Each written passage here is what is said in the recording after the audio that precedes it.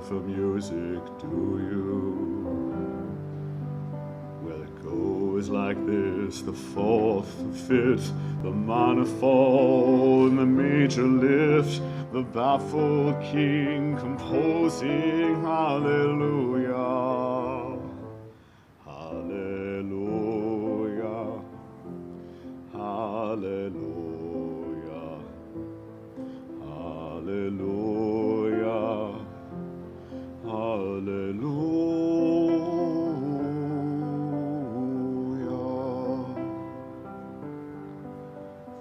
Maybe there's a God above, but all I've ever learned from love was how to shoot somebody who outdrew you. And it's not a cry that you hear at night. It's not somebody who's seen the light. It's a cold and it's a broken hallelujah. Hallelujah. Hallelujah. Hallelujah. Hallelujah.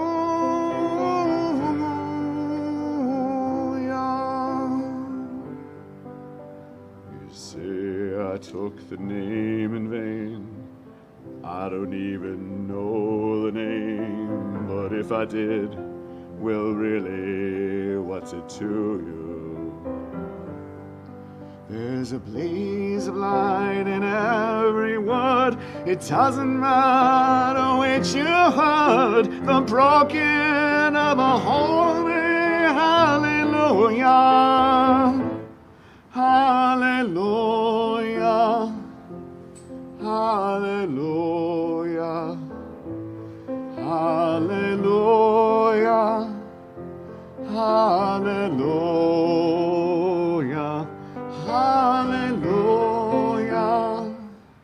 Hallelujah. Hallelujah. Hallelujah.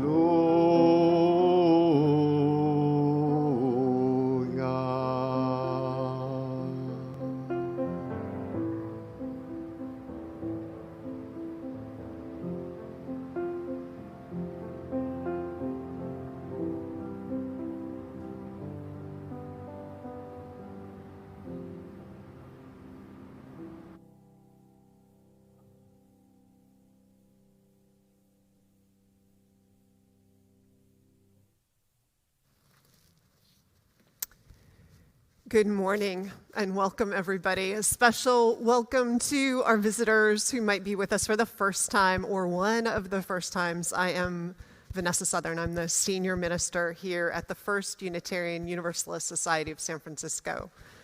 And it's lovely to have you with us in worship this morning. I am also grateful to have here in the flesh, in the building with me, Meg McGuire, our ministerial intern, and Sam King, our worship associate, Mark Sumner, our music director, Asher Davidson, and Shuli Ong out in the courtyard, and here with me in the sanctuary, Eric Shackelford on camera, and Jonathan Silk, our director of communications, making all things possible.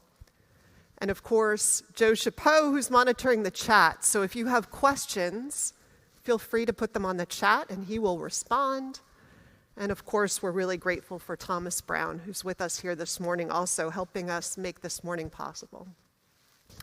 Other people have made this morning possible, and they are going to be with you this morning in a grand COVID experiment via video. Our musicians have recorded offerings for this morning. So as we learn together these new ways of being and being creative and being worshipful, we invite you to be with us in the experiment.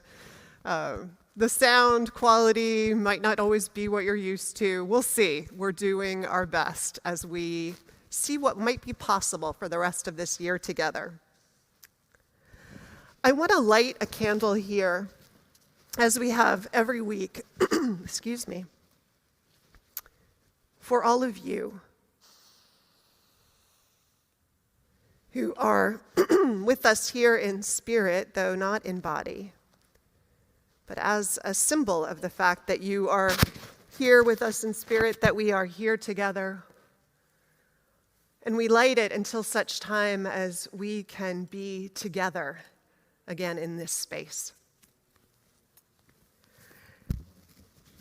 As we continue our worship this morning, I want you to join with me in singing our first hymn. It is the first hymn that is in our gray hymnal, May Nothing Evil Cross This Door, and it was the choir's vote for what we sing on this Sunday when we reflect on what next and what gets us through and points us along the journey. So let's sing together. Welcome.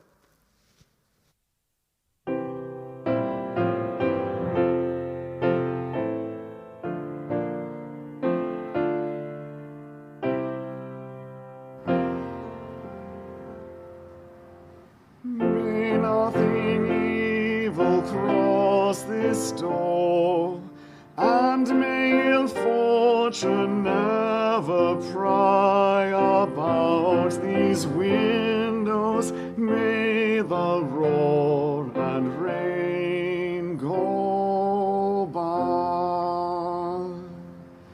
By faith made strong, the rafters will withstand the battering of the storm. This hearth, though all the world grow chill, will keep you warm.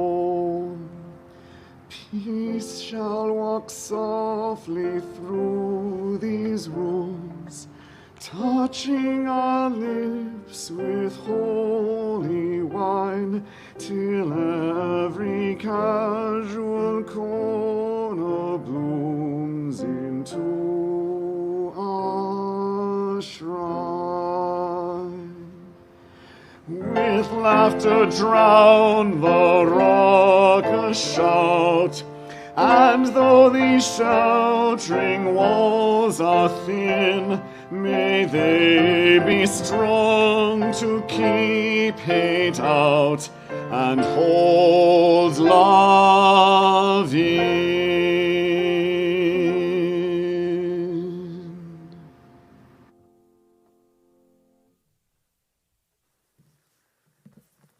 Please join me in our unison chalice lighting. We light this chalice for the light of truth, the warmth of love, and the fire of commitment. We light the symbol of our faith as we gather together.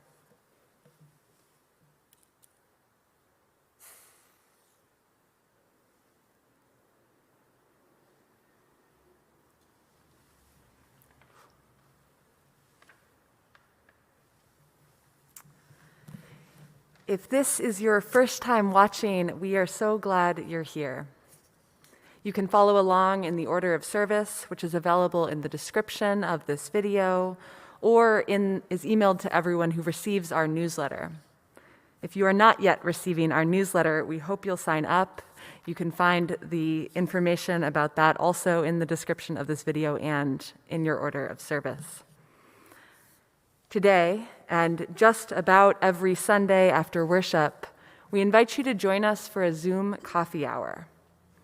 At coffee hour, visitors and members are invited into breakout rooms where you can connect more deeply with 2 or 3 others, talk about the service, about your lives, what's happening in the world.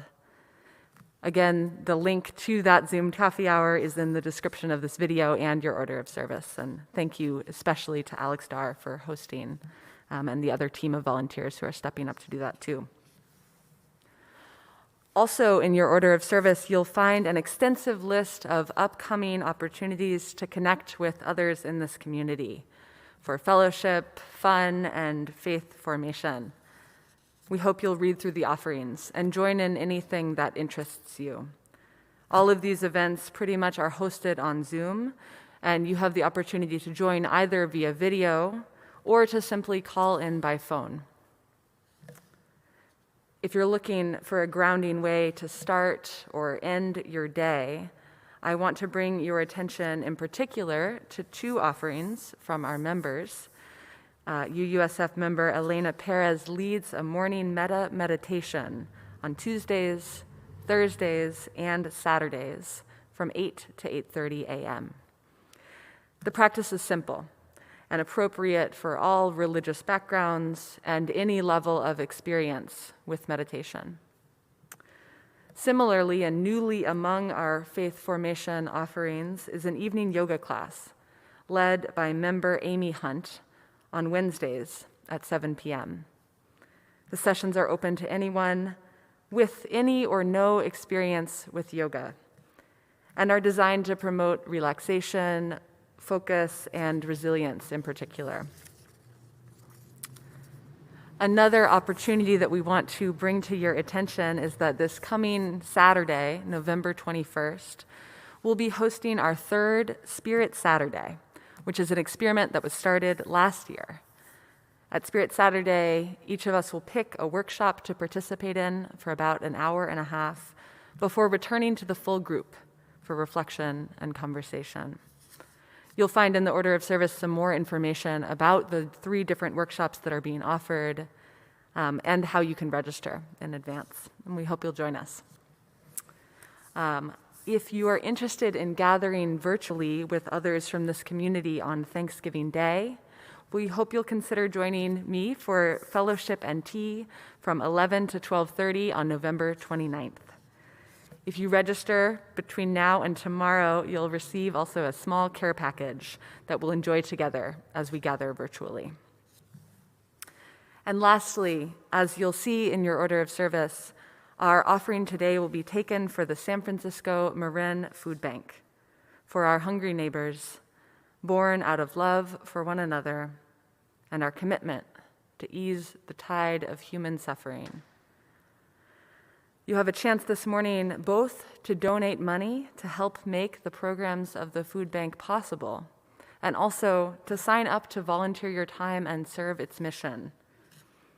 The food bank is serving twice as many people as it was prior to the pandemic, and there are 29 emergency pop-up pantries that the food bank has launched, with 8,000 seniors sheltering in place who get food delivered to their home. Thank you to everyone who has already been part of these efforts to support one another in this piece of our shared ministry. And thank you in advance for your generous donations to the organization this morning. That is all I'd like to call your attention to for the moment, but please do take a look at the many other offerings that are there in your order of service.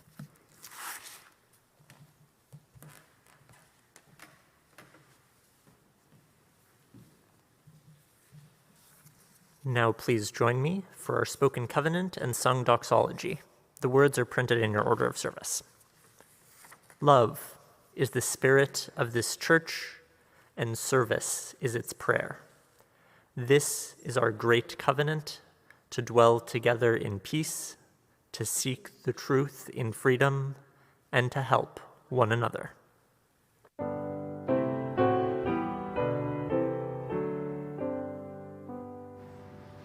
From all that dwell below the skies, let songs of hope and faith arise. Let peace, goodwill on earth be sung through every land, by every tongue. De todos bajo el gran sol surge esperanza, fe, amor, verdad pieza cantando de cada tierra, cada voz.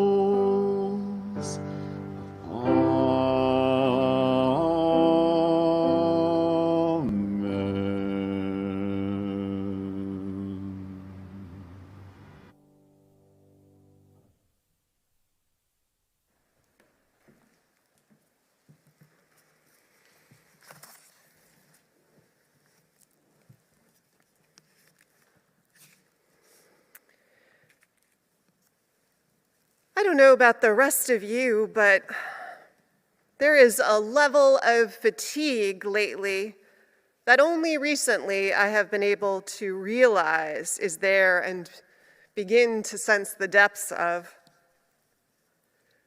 Isabel Wilkerson, in her monumental and sweeping work of history and sociology and personal reflection and analysis, her book Cast, that many of us are reading these days, she writes that one of the pillars of a society that allows the wholesale diminishment and abuse and even eradication of certain people, a first pillar is dehumanization. It's the effort to desensitize a nation to violence and cruelty. I don't think Wilkerson would limit that description to physical violence, though that is the obvious one that she names.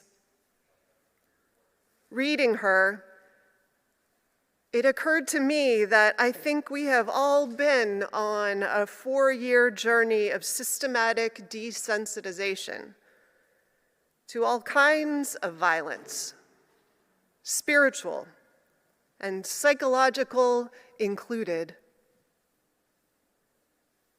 Not surprising, then, what has been surfacing for some of us is a kind of deep psychic exhaustion, relief from fear of assault, at least a little.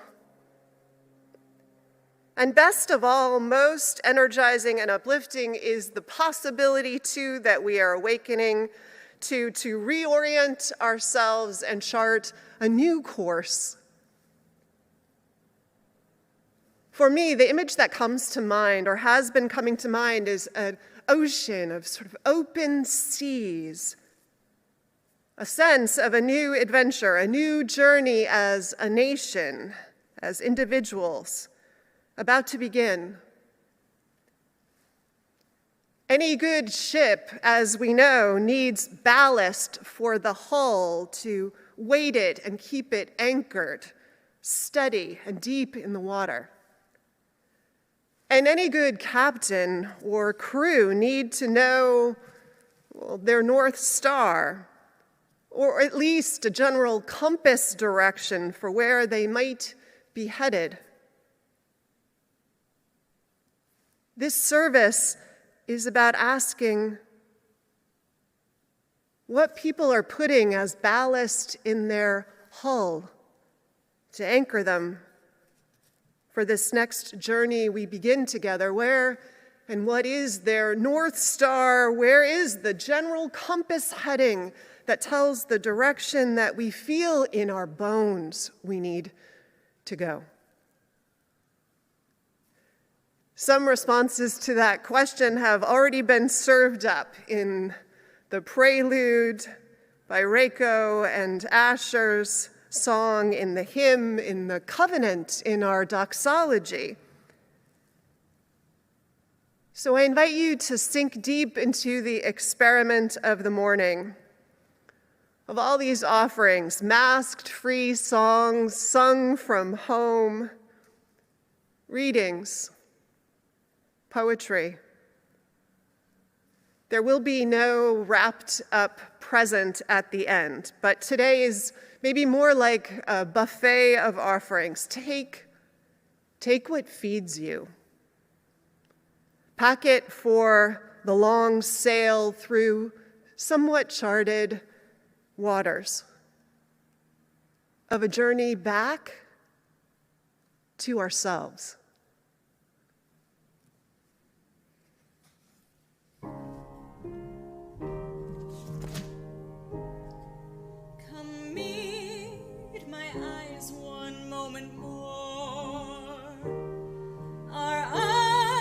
Are different than before. This night, so beautiful and strange, this night begins to change who we are.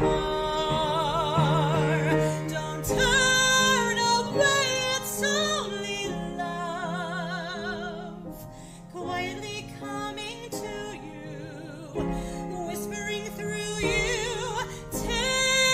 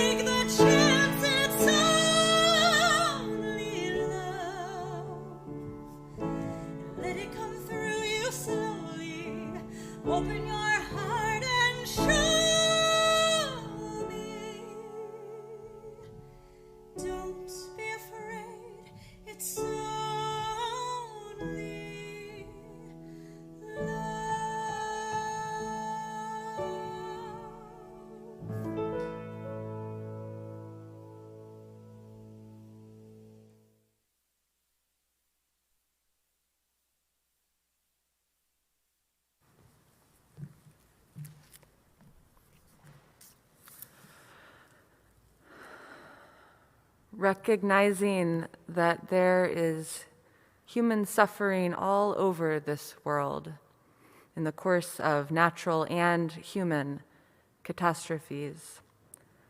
We ring our gong today in honor of two such places of suffering and struggle. We ring our gong first, as we have every Sunday since July of 2019, in honor of the 7 children who lost their lives in federal custody in our detention camps. And we let its ringing symbolically stand also for those adults who have lost their lives in these camps, those who remain in such camps, many separated from their families, many now infected by COVID-19 or at great risk of infection. We ring our gong additionally once for the losses this week to COVID-19. This week, 56,298 people died of COVID-19 globally. Here in the United States, we reached another frightening record of new cases. 8,393 people lost their lives to the disease in the United States alone since we last gathered together. We hold in our hearts all of these losses, and also all who continue to risk their lives to provide essential services that we collectively rely on. All who suffer from loss of job or economic instability, all whose lives are especially vulnerable to the disease, and all whose isolation and struggle through grief and loneliness is harder the longer this pandemic continues. May we keep those we have named and their loved ones in our thoughts and in our prayers. And may we ease the tide of human suffering this week, howsoever we can.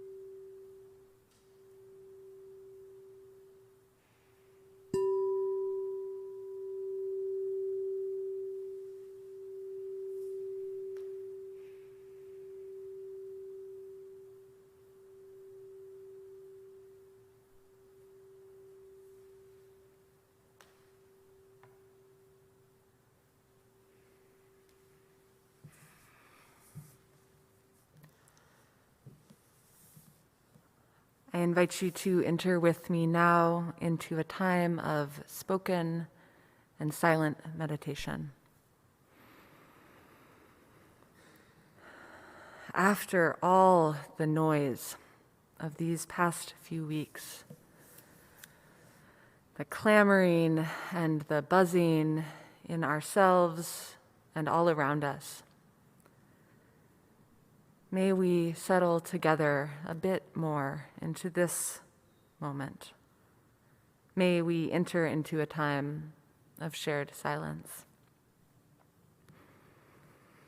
Grounded in breath or body or the steady beat of your heart, let us invite in the quiet, that it might soothe what has been rubbed raw from these past few days, that we might shed for a moment our hardest edges. May we enter, however briefly, into a time outside of time. May we sink into this silence together, that we may listen, that it may speak.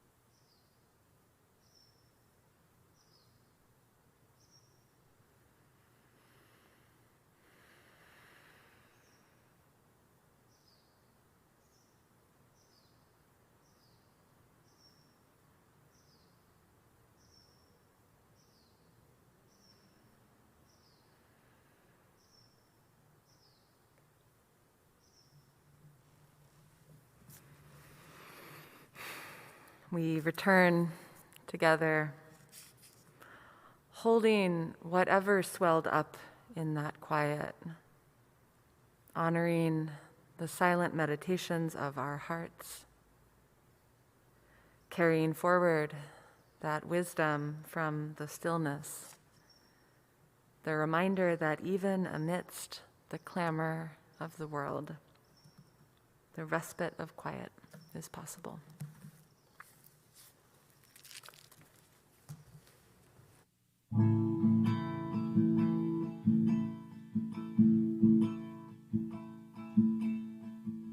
Hearts are breaking over, everyone is shaking over the wars around the world, the wars inside ourselves. How can we gain connection when everything just feels so broken?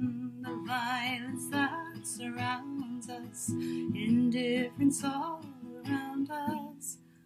I believe in a new beginning, conversations, the barriers breaking. There's love out there, there's change out there, where our lives are about each other, making strides towards one another, tearing down walls. We've built up, people lost inside their own lives, seeking solace through some device. Look around, your life is waiting, friends are ready for the making. Keep a smile behind your eyes, a gentle nod to recognize humanity in all its forms. Step out of your comfort zone. Vulnerability can be scary. Want Wanting safety, the heart is wary. Find balance, take chances. Wise choices with an open heart. Say hello, hey, it's a start. Tearing down walls we've built up.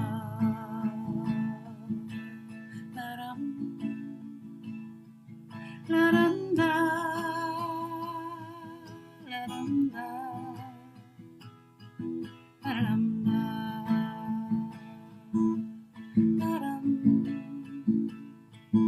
la-dum-da, la-dum-da.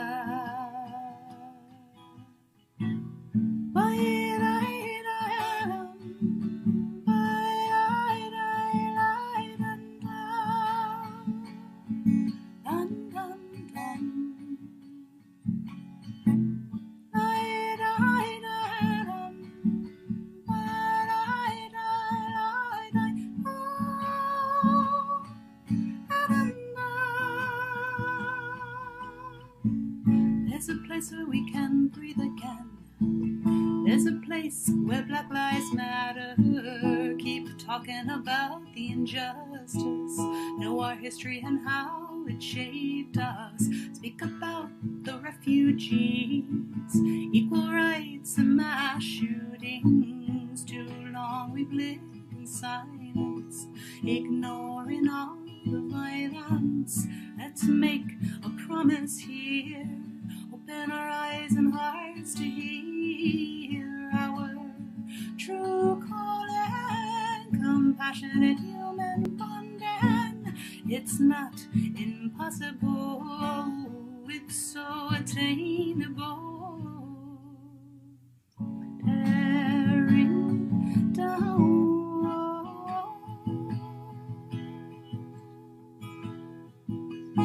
We've built up.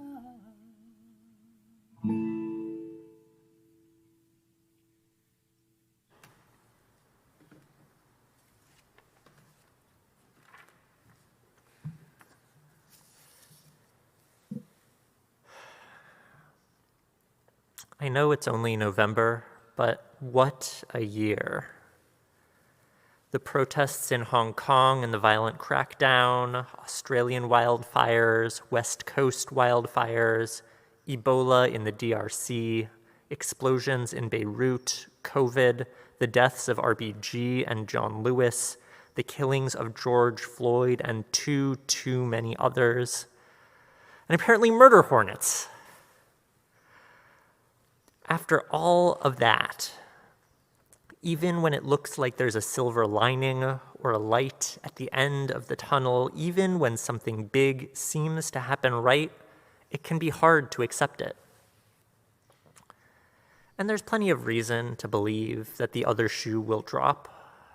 People were excited about the election, but depending on what happens in Georgia, we might have Democrats in the White House and Republicans in the Senate, which would likely mean no significant legislation would pass. And regardless of what happens in the federal government, it's not like we can just vote out white supremacy or wildfires or misinformation or COVID.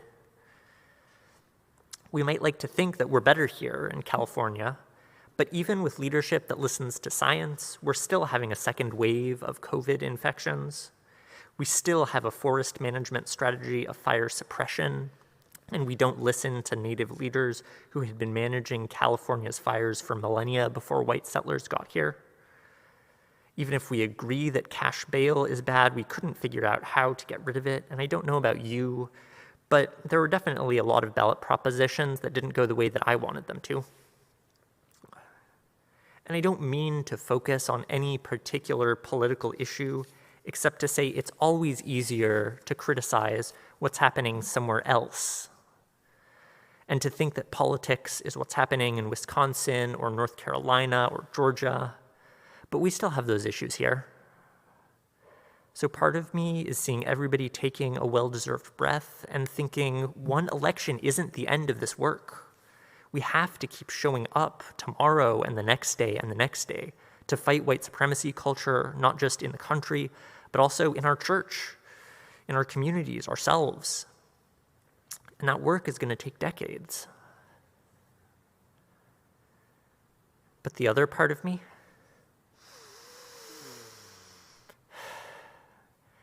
I can't be anxious all the time. I can't be angry all the time. My job is working in political organizing, but I can't organize all the time. I've been running hot for a long time, both literally and metaphorically, which is maybe why it struck me how the day after the election, we got a cold wind blowing through.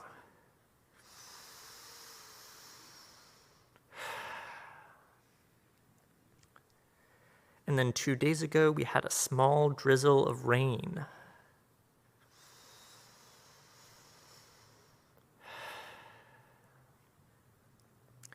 And I get that we have to keep working and stay vigilant, but I also get that we need to breathe. It's a marathon, and we need to cool off. And in winter, isn't the purpose to settle down just a little bit?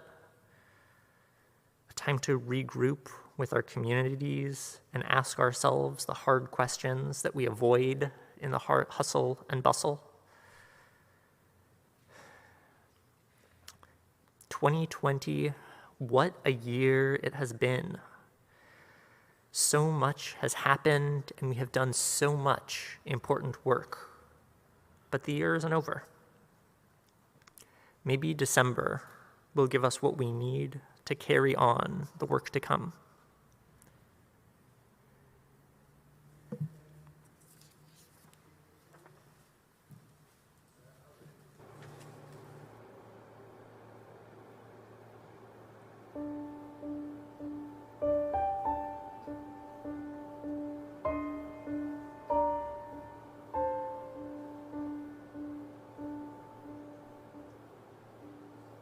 Yes, I made the choice.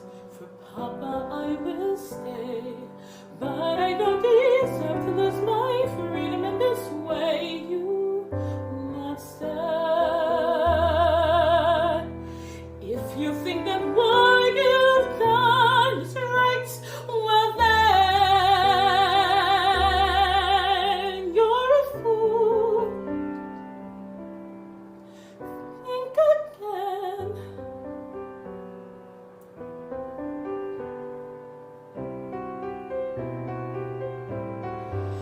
Is this home?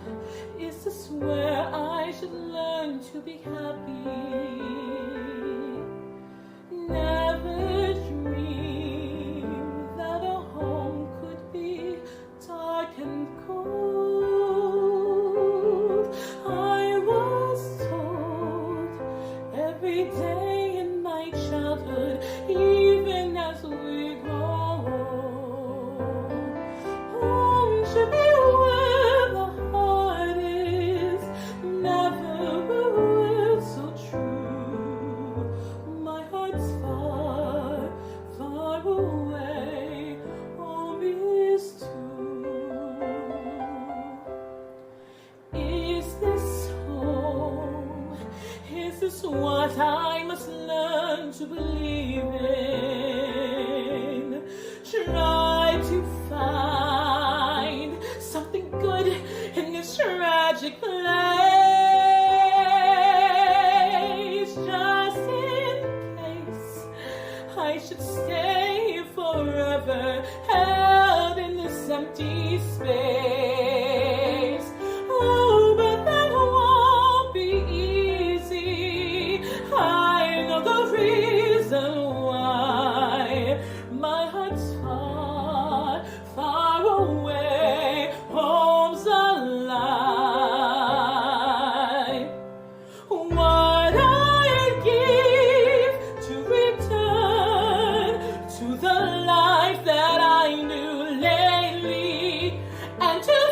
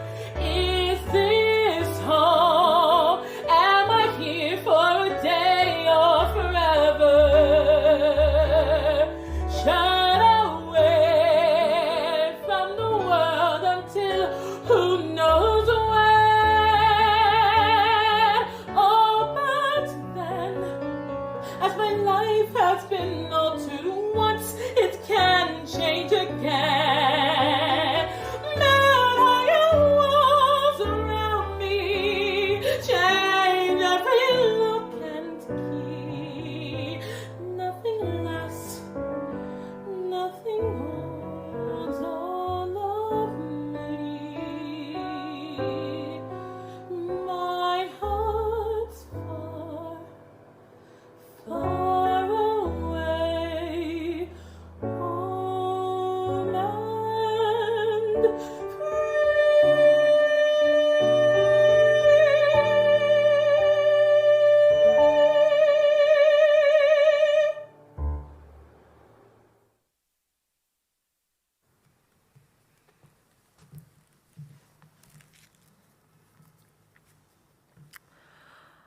November 5th, 2 days after Election Day, the Reverend Susan Frederick Gray, president of our Unitarian Universalist Association, shared a letter with the denomination titled, "Hope is in the Struggle."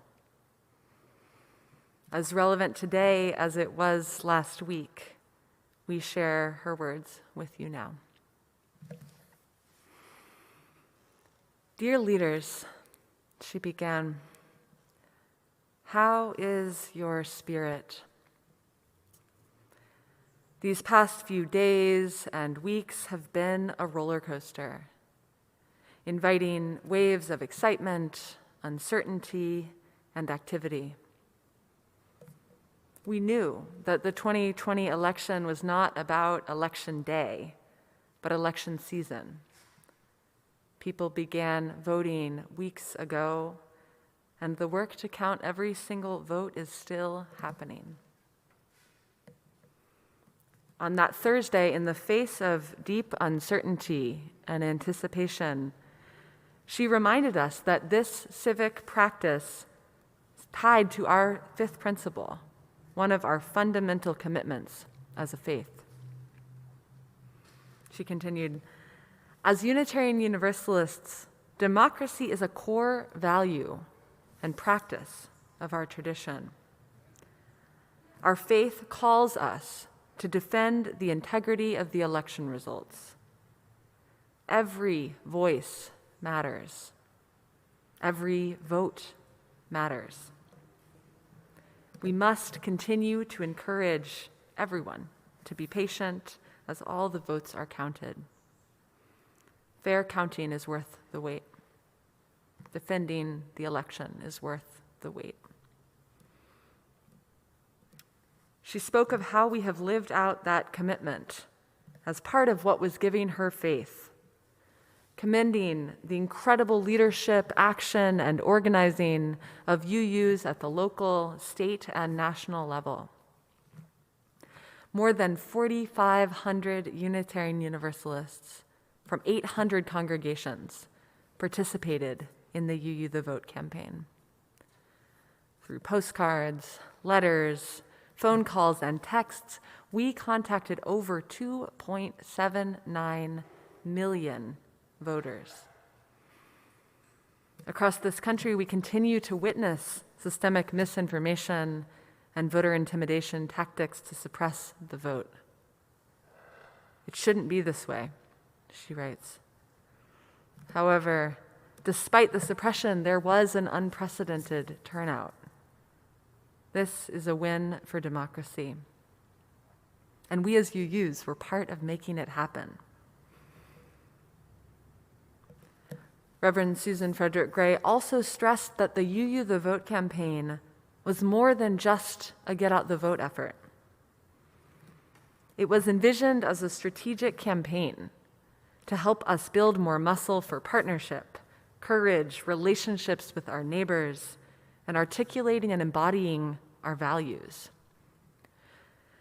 It was intended to strengthen partnerships between our congregations and organizing efforts led by Black and Indigenous people, people of color, and directly impacted communities. It was rooted in a vision of building power and capacity for a more just, sustainable, and equitable society. She continued with a message all the more powerful given when it was written. No matter the outcome of election 2020, the truth I know is that hope is found in the struggle. Actions rooted in one's values, rooted in what we love and know to be true. These are what kindle the fire of hope and inspiration in our hearts and in our communities. Hope is not found in being bystanders.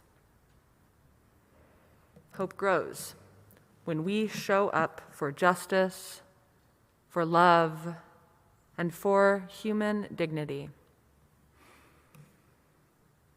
So even as we waited for results last week, she urged that we remember that there will be many opportunities for us to continue our work together and live our values. Unitarian Universalism calls us to repair the moral basis of our common life, facing and addressing the injustices that COVID has laid bare, to create the inclusive, anti-oppressive world we imagine. Finally, she reminds us, as I would remind all of us too, that these times are hard on our hearts. So she closes. I encourage you to find time for rest and self-care. Let's also take a moment to remember that we are deeply connected to each other in love and in community. We are ready, we are powerful, and we are enough.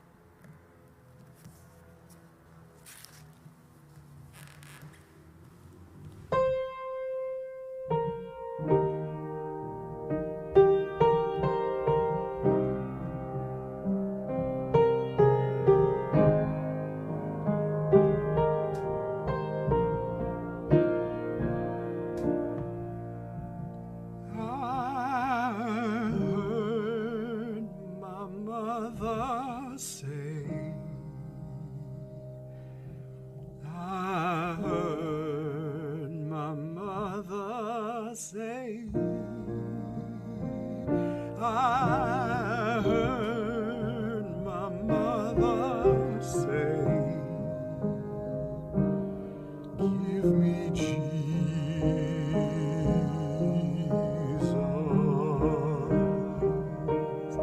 give me Jesus,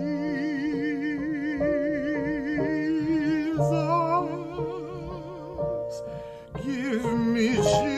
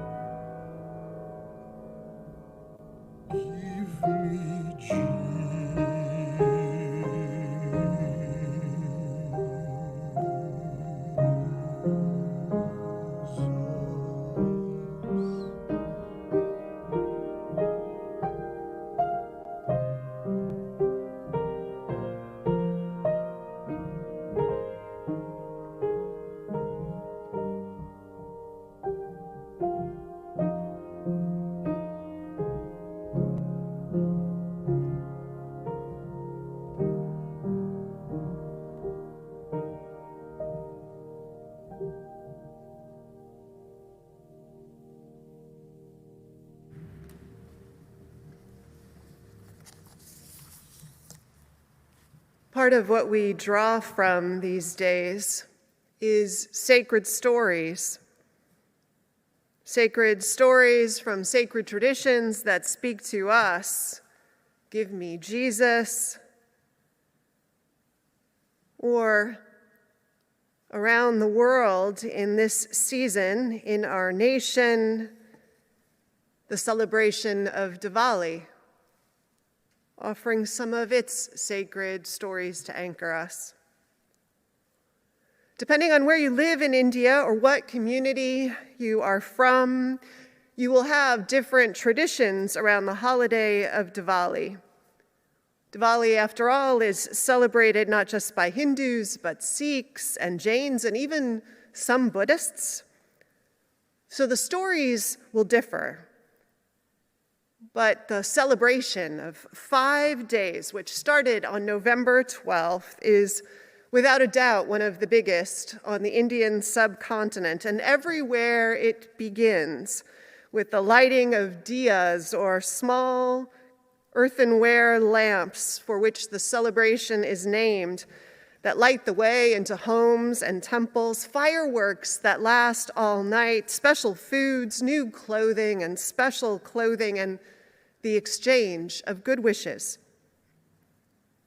There is a sense in all of the celebrations of this metaphor of light that is victorious in the darkest nights, of good triumphing.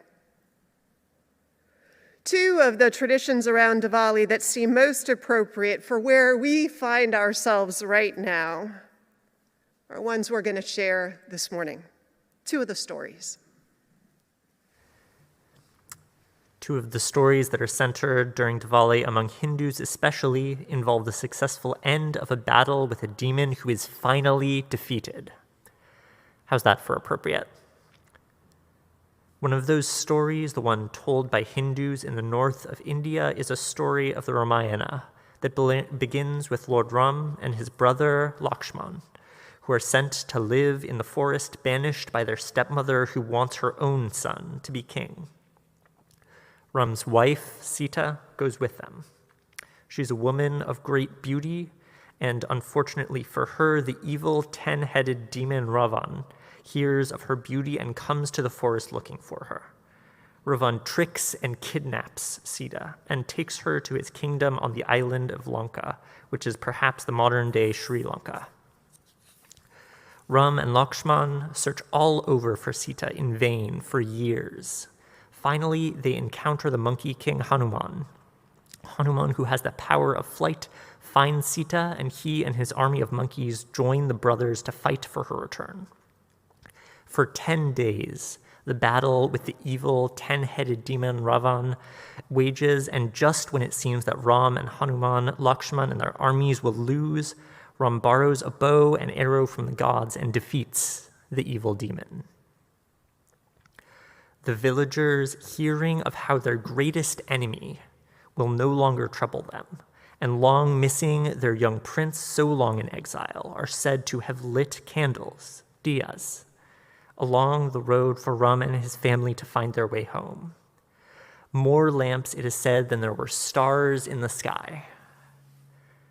Ram arrives home to be crowned king and rule over his kingdom in Ayodhya for long and prosperous years. Another tradition in Diwali is the association of the festival, particularly last night, the third night, with the goddess Lakshmi. Wife of Vishnu, the goddess is the goddess of good fortune and prosperity, and it is said that she takes to the roads on the third night of Diwali to visit her devotees.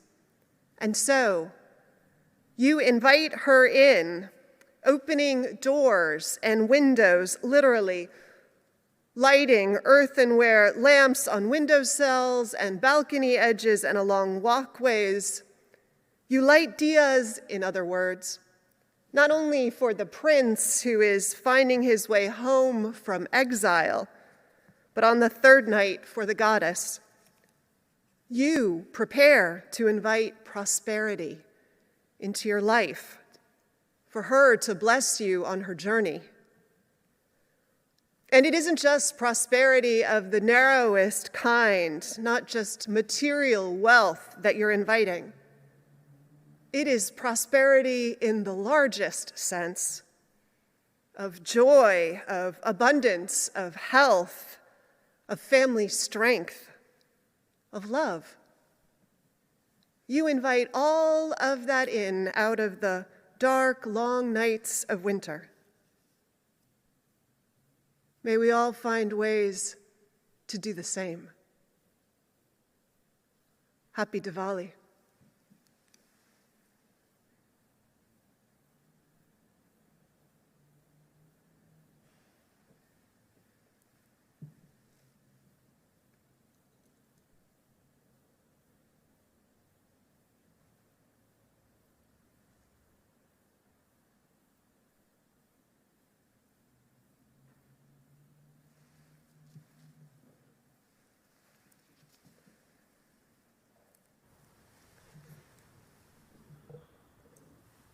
And now our offerings for the works and ministries of this community.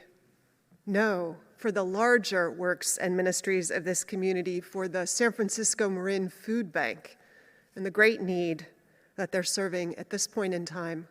That offering will be given and gratefully received.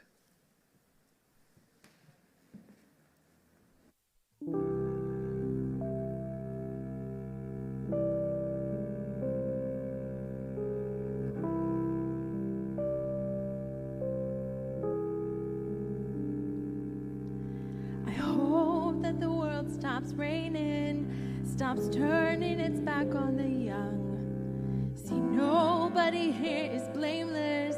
I hope that we can fix all we've done. I really hope Martin can see this. I hope that we still have a dream. I'm hoping that change isn't hopeless. I'm hoping to start it with me. I just hope I'm not the only one. I just hope I'm not the only one. I hope we start seeing forever instead of what we can gain in a day. I hope we start seeing each other, 'cause don't we all bleed the same? I really hope someone can hear me, that a child doesn't bear the weight of a gun. I'm hoping to find the voice within me to scream at the top of my lungs. I just hope I'm not the only one. I just hope I'm not the only one. Louder, I cannot hear you. How can things be better left unsaid?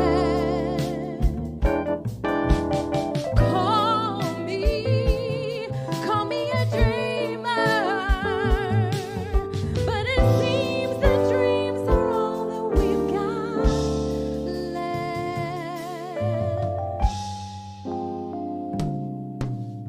I hope that we still have a heartbeat. I hope we don't turn to stone. At night when you turn the lights out, I hope you don't cry alone. I hope we start taking for granted all of the land and all of the sea. I'm taking a chance on loving, and I hope you take it with me. I just hope I'm not the only one. I just hope I'm not the only one. I just know I'm not the only one.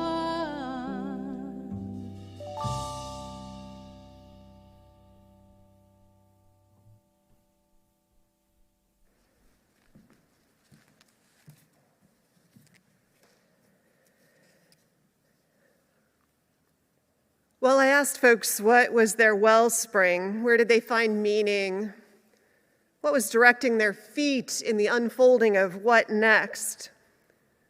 A lot of music got named. Of course, Mark and our singers were already busy preparing those offerings, those gorgeous offerings that we've been letting sink in.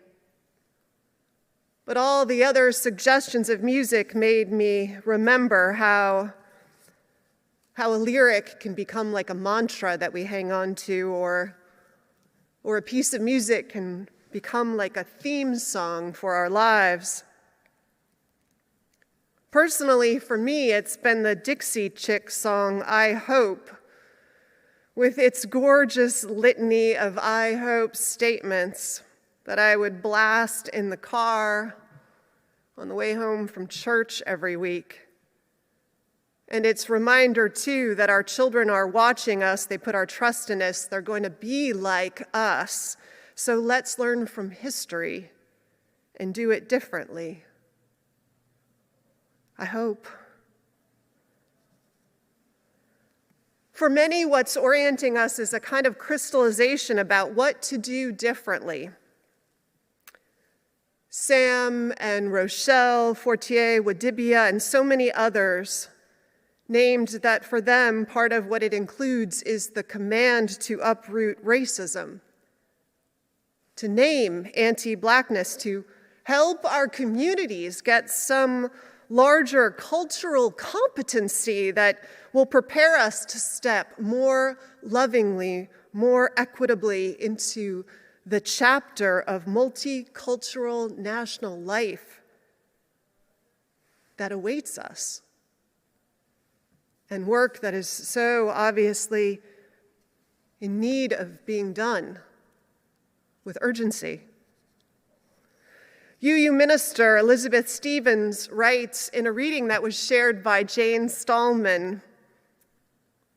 She writes to tell us to celebrate the progress, the triumph, celebrate the heart-breaking almosts. Breathe. Rest for a time. Then get up and turn toward kindness, turn toward your neighbor in need, toward those who are still trapped in the stone. Tell them I won't give up. Tell them I am with you. Tell them for you I will learn to eat rock. For you I will keep chewing, keep grinding until the mountain of injustice crumbles to dust. Other things have crystallized for many of us: the requirement to be an engaged citizen and a reclamation of the practices of democracy beyond voting. The power of science and the need to protect a reverence for it. The power of reason and fact-based arguments, and the danger of social media to stir emotion and launch people reflexively into action. If desensitization and dehumanization is part of what we are weary from, worn down by, then resensitization is part of the cure, certainly, for what ails us. So our cure, in part, is to allow ourselves to delight in sane speech, in the beauty of those who reach across the divide, to feel gratitude for all who hold up the common good, to delight when we see those who sacrifice for what endures beyond one lifetime, to revere leadership that puts greater good above one's own personal interests and small ego. Our healing begins when we reclaim tenderness and connection. And out there, too, is hope, a little tattered, perhaps, around the edges, but ready to be reclaimed. but not hope as a feeling, or not just as a feeling, but hope maybe more as an orientation of the spirit and a choice. I think folks like our Minister Emerita, Margot Campbell Gross, might even say hope as a spiritual discipline. Speaking of this, Margot wrote, "I believe human beings have the capacity to choose. So I willingly choose to ground myself in faith, and this allows me to hope. Every day," she writes, "I start with an hour of meditation, ending with the sun salutation. It is necessary work. It is a discipline. Every day, this quiet time helps reorient me toward hope. This is only possible because of my commitment to faith in beauty, in love, the tremendum, God. All these are metaphors for that which cannot be named, but also cannot be lost." Margot, like many of us, grounds herself often in the poetic imagination. Many of you sent poems. For her, it is Gerard Manley Hopkins' poem, God's Grandeur, which, among its gorgeous lines, are those that close it, ones that promise, despite everything, quote,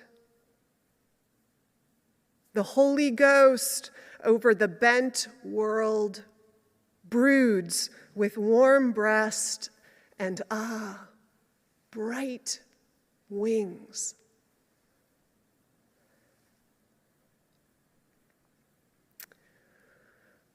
Member Hannah Hart shared a Mary Oliver poem with me a few weeks back. I was quoting another Oliver line, "Meanwhile, the world goes on." And in the poem Hannah sent, Oliver writes, "I go down to the shore in the morning, and depending on the hour, the waves are rolling in or moving out. And I say, oh, I am miserable. What should I do?" And the sea says in its lovely voice, "Excuse me, I have work to do." Meanwhile, the world goes on. Meanwhile, there is work to get to. Beautiful and important. And maybe we have a better sense these days of what work it is. I hope.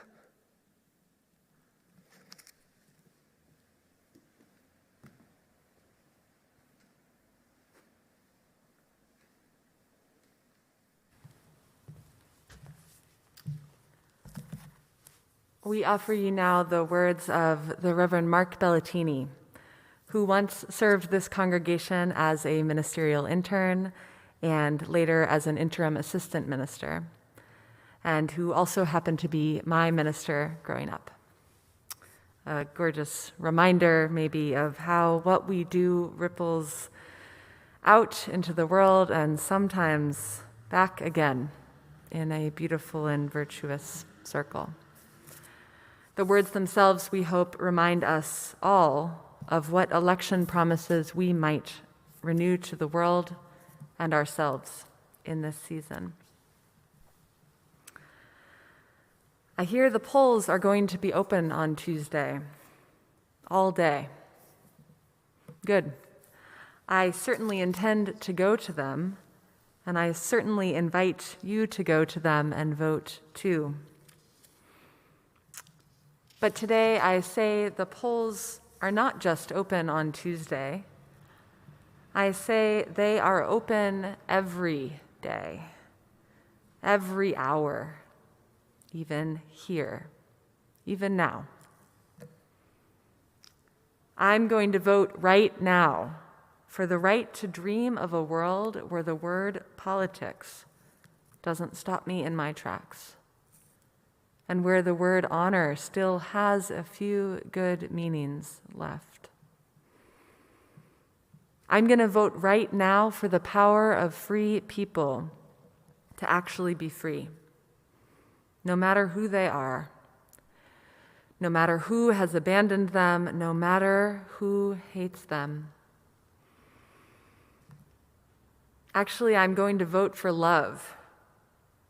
I'm going to vote for truthfulness as the norm, not the exception. I'm going to vote for a world that doesn't vote for killing, control, and swagger.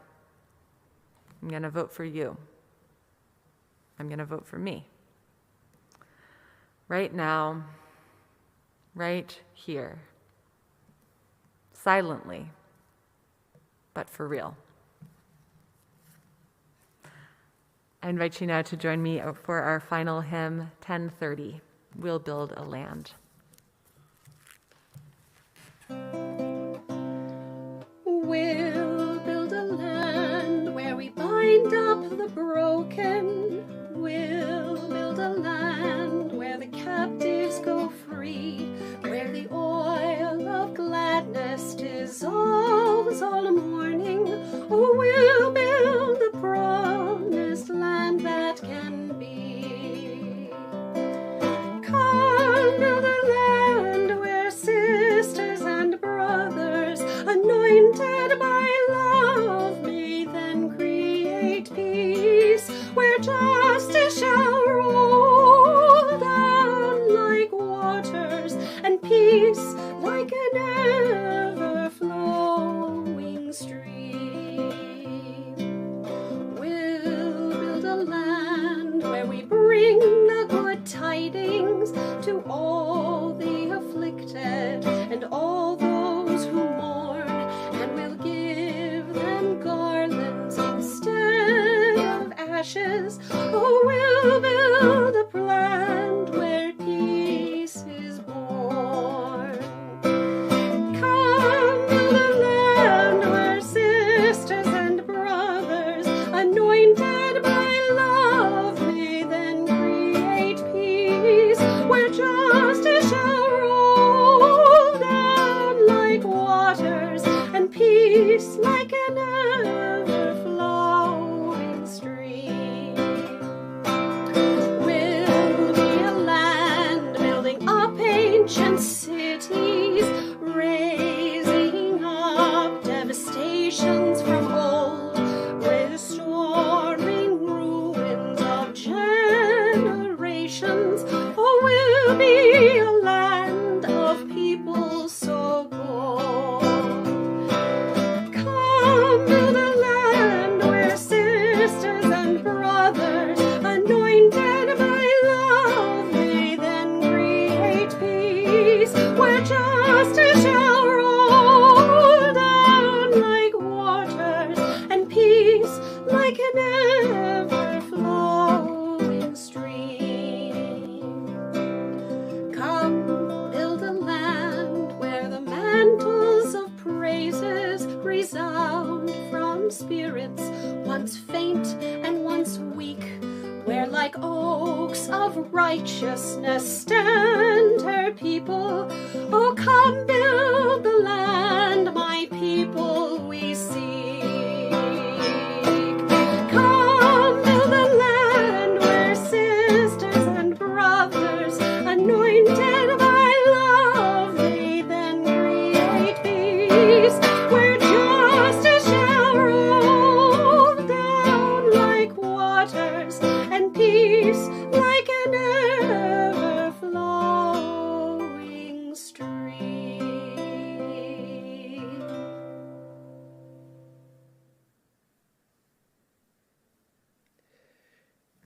Richard Blanco is a poet who came to the U.S. from Cuba by way, briefly, of Spain.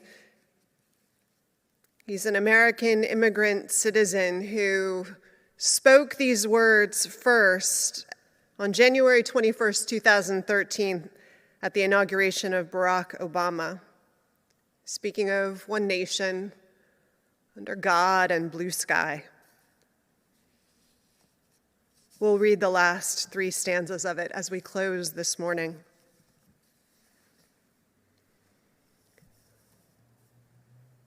One sky, since the Appalachians and the Sierras claimed their majesty, and the Mississippi and Colorado worked their way to the sea. Thank the work of our hands, weaving steel into bridges, finishing one more report for the boss on time, stitching another wound or uniform. The first brush stroke on a portrait, or the last floor on the Freedom Tower jutting into the sky that yields to our resilience. One sky toward which we sometimes lift our eyes, tired from work. Some days guessing at the weather of our lives. Some days giving thanks for a love that loves you back. Sometimes praising a mother who knew how to give, or forgiving a father who couldn't give you what you wanted. We head home through the gloss of rain or weight of snow, or the plum blush of dusk, but always home. Always under one sky, our sky. And always one moon, like a silent drum tapping on every rooftop and every window of one country. All of us, facing the stars. Hope, a new constellation waiting for us to map it, waiting for us to name it together.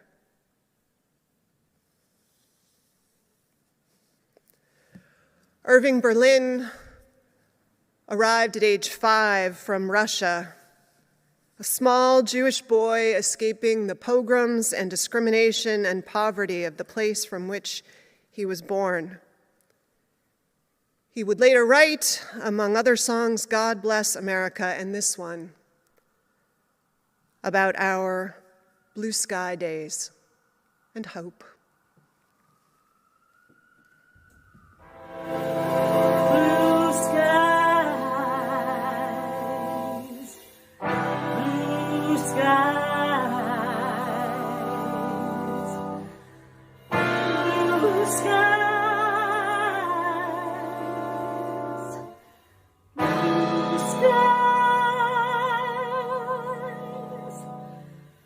Blue skies, smiling at me.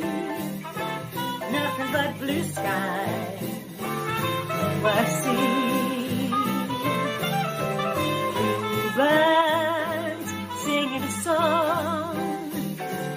Nothing but blue skies from now on. I never saw the sun shining so bright. Never saw things going so right. Noticing the days hurrying by. When you're in love, my, how they fly by. Oh, blue days, all of them gone. Nothing but blue skies from now on. Never saw the sun shining so bright. Never saw things going so right. Noticing the days hurrying by. When you're in love, my, how they fly by. Oh, days, all of them gone. Nothing but blue skies from now on.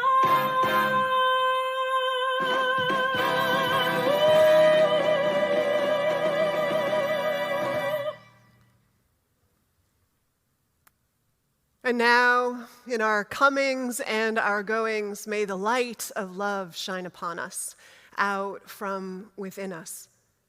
Be gracious unto us and grant us peace. For this is the day we are given. Let us rejoice and be glad in it. Amen.